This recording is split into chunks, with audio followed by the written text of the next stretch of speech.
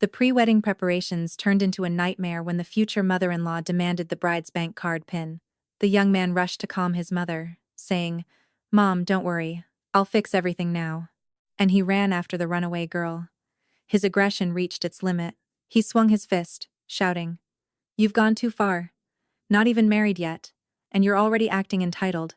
But I didn't expect such resistance." Hello, dear listeners. I'm happy to welcome you to my channel. I present to you a new, interesting story. Enjoy listening. Kira met Ryan at a corporate event at the bank where she worked as a loan officer. He came with a friend from the security department.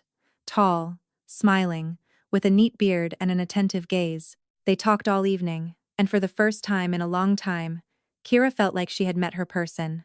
Ryan worked as an engineer at a tech company, lived alone in a one-bedroom apartment on the outskirts of San Francisco, talked about his plans, and his desire to start a family. No red flags, no oddities. 6 months later, he proposed. Kira accepted without hesitation. The wedding was set for early summer. She imagined them living together, furnishing their apartment, raising children. Ryan seemed reliable, calm, and proper. The first crack appeared a month after the engagement. They were sitting at Ryan's place, going over the wedding guest list. Kira suggested inviting only the closest people, about 30, no more. The budget was limited, and she didn't want to spend astronomical amounts on the banquet. Mom said we need to invite all relatives. Ryan casually remarked, not looking up from his phone, otherwise she'll be offended. Which all? Kira looked up from her notebook. You'll have about 50 people. So what? A wedding is once in a lifetime. Ryan, we're paying for this. Do you want to go into debt for distant cousins you've seen twice in your life? He shrugged. Mom thinks it's the right thing to do. Kira remained silent, put down her notebook, thinking it was a minor detail, that they could agree, that Ryan just didn't want to argue with his mother before the wedding. But then more minor details started to appear. Linda Peterson, Kira's future mother-in-law, was a strong, determined woman, extremely confident in her own righteousness. She had worked her whole life as a supervisor at the same tech company where her son now worked, and she was used to being in charge. Her husband had passed away about 10 years ago, and since then, Linda Peterson's entire world revolved around her only child. She came to Ryan's place almost every day, brought food, checked if the apartment was clean, advised what to wear, what to buy, where to go. Ryan didn't object. He had grown up in this system, and saw nothing strange about it. Kira initially tried to be friendly, smiled, thanked her for the pies, agreed with her advice. But Linda Peterson didn't expect agreement. She expected obedience. The dress at Bridal Bliss on Sunset Boulevard, she announced one day when Kira came to Ryan's after work. I asked an acquaintance there. She'll give a discount. Thank you, Linda Peterson, but I've already picked out a dress, Kira gently replied. Where? At the boutique on Fifth Avenue. It suits me really well. The mother-in-law frowned. It's expensive there. Why overpay? The ones at Bridal Bliss are nice too. I've already made up my mind. Linda Peterson looked at her son, expecting support. Ryan shrugged. Mom, it's her dress. Are you going to pay for it? I'll buy it myself, Kira said coldly. The mother-in-law snorted and went to the kitchen. A minute later, loud clanging of pots came from there. Kira looked at her fiancé. He was looking at his phone as if nothing had happened. Ryan, do you really not see a problem? What problem? He looked up at her in surprise. The problem that your mother is deciding for me what to wear. She just wants to help. Don't take it to heart. Kira pressed her lips together, remained silent, decided this was the last time, that everything would change after the wedding. But it didn't change. Linda Peterson took over the wedding arrangements. She chose the restaurant, approved the menu, ordered the cars, all without consulting Kira. When Kira tried to object, the mother-in-law waved her off. I've already paid for everything. It's too late to argue. How did you pay? With what money? My own. Ryan transferred it to me. Kira turned to her fiancé. He guiltily looked away. Ryan. Seriously? We agreed we'd decide everything together. But Mom already started. I didn't want to offend her. And I can be offended? He didn't know what to say. Kira left then, slamming the door. Ryan called an hour later, apologized, promised it wouldn't happen again. She believed him, came back, decided it was pre-wedding stress, that he just didn't want to argue with his mother before the important day, but something inside her had already begun to tighten.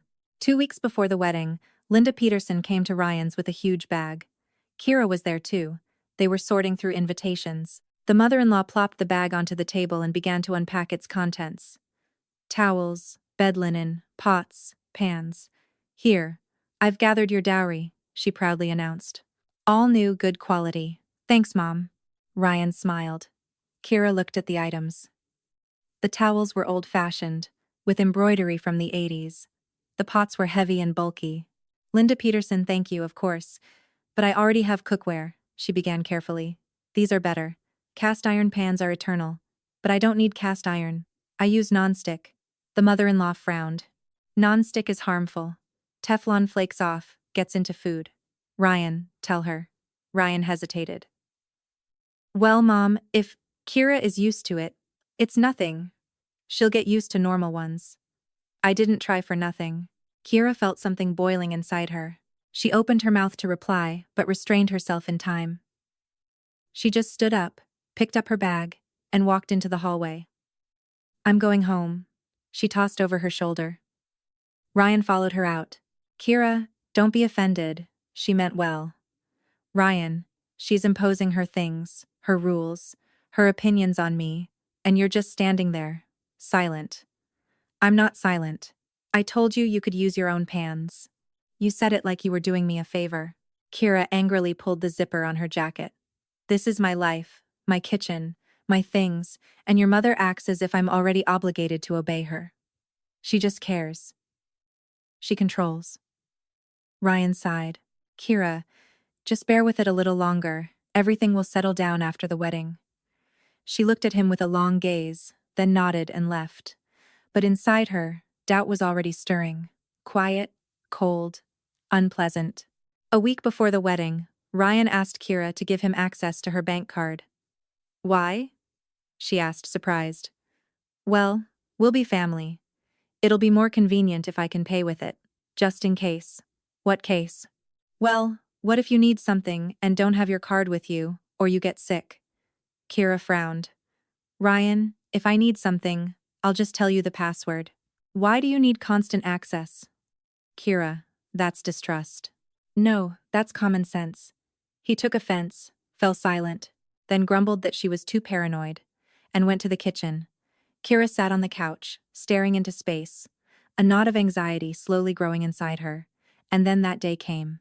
They agreed to meet at Ryan's to go to the courthouse and submit the final documents. Kira arrived with a folder of papers, in a good mood. She wanted to believe that all problems were behind them. Linda Peterson opened the door. Ah, Kira, come in. Ryan's in the shower. Kira walked into the living room, placed the folder on the table. The mother-in-law bustled in the kitchen, clanging cups, then came out with a teapot and 2 mugs. Sit down, let's have some tea. Kira sat down. Linda Peterson settled opposite her, scrutinizing her future daughter-in-law. Listen, dearest Kira. She began in the tone of a caring mentor. I was thinking, you work at a bank, right? Yes. Good salary. Decent. Exactly. But Ryan's not doing so great at the tech company, so I wanted to suggest something. How about you give us your card, huh? I mean the PIN, so I can help out, buy groceries if needed. Kira slowly placed her cup on the table. Why do you need my card, Linda Peterson? Well, why? We're family. It'll be convenient. I'll go to the store for you if you're at work, or if you suddenly need money for something urgent. Ryan has his own card. There's not much on it. You know he barely earns anything at the company. Kira felt something inside her snap. Linda Peterson, I will not give you access to my card. The mother-in-law's face tightened. Why? Because it's my money. Well, I'll be. And I thought we were family. We are not family yet. And even when we get married, it doesn't mean you can manage my finances. Linda Peterson jumped up. You've gone completely crazy. You don't feel bad for the family? You only think about yourself. I think about common sense. Ryan. The mother-in-law screamed towards the bathroom. Come here. Ryan emerged from the bathroom in sweatpants and a t-shirt, with wet hair. What happened? Your fiancé refuses to help the family. I asked her for the card PIN, and she's turning up her nose. Ryan looked at Kira. then at his mother. Kira waited for him to say something in her defense, to explain to his mother how absurd her request was. But Ryan frowned. Kira, what's the big deal? Mom's not a stranger. Kira froze. Are you serious? Well, you see, she needs help. She needs my money. Don't say that. He winced. She wants to help us buy groceries. For example, Ryan, I don't need her help, and she won't get access to my card. Linda Peterson clutched her heart. Oh, I can't take it. Such a miser. Ryan, do you even see who you're marrying? Mom, calm down. I won't calm down. She's already showing her true colors now. Can you imagine what will happen after the wedding? Kira stood up. Nothing will happen, because there won't be a wedding. Silence fell. Ryan slowly turned his head to her. What? I said. There won't be a wedding. I'm leaving. She picked up her bag and headed for the exit. Her pulse pounded in her temples, but inside there was a cold clarity. Kira, wait. She didn't turn around, yanked the door open, and stepped out onto the landing. Kira, wait, damn it. Ryan rushed out after her, grabbed her shoulder, and spun her around. Where are you going? Home. Over some nonsense? It's not nonsense, Ryan. It's my life, and I'm not going to give control of it to your mother. No one is taking anything from anyone. She just wanted to help. She wanted to control, and you wanted me to agree. He clenched his fists. Kira, you're being completely insolent. We're not even married yet, and you're already making scenes, giving orders, refusing my mother. What did you hear me say? Kira looked at him, not believing her ears.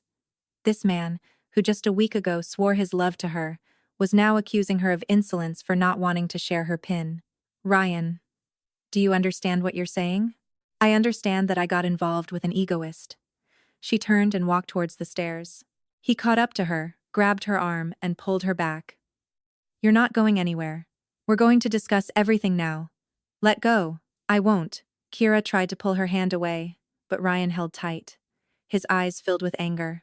Somewhere behind them, in the apartment doorway, Linda Peterson stood, lamenting. Ryan, don't worry. I'll fix everything now. And then something in Ryan completely broke. He swung. Kira reacted automatically, sharply stepped aside, dodged, and at the same moment powerfully kicked him between the legs. Ryan howled. The sound was both comical and pathetic. High-pitched, strained, full of genuine terror. He doubled over, clutching his groin, tried to stay on his feet, and then collapsed to the floor, sliding down the wall. Ah, he moaned, curled into a fetal position. Kira stood over him, breathing heavily. Adrenaline surged through her blood. Her heart pounded. Her hands trembled, but she felt no pity. Ryan didn't respond. He rolled on the floor, pressing his hands to his private parts and whimpering hoarsely. Linda Peterson rushed to him. Ryan, my son, what has she done to you?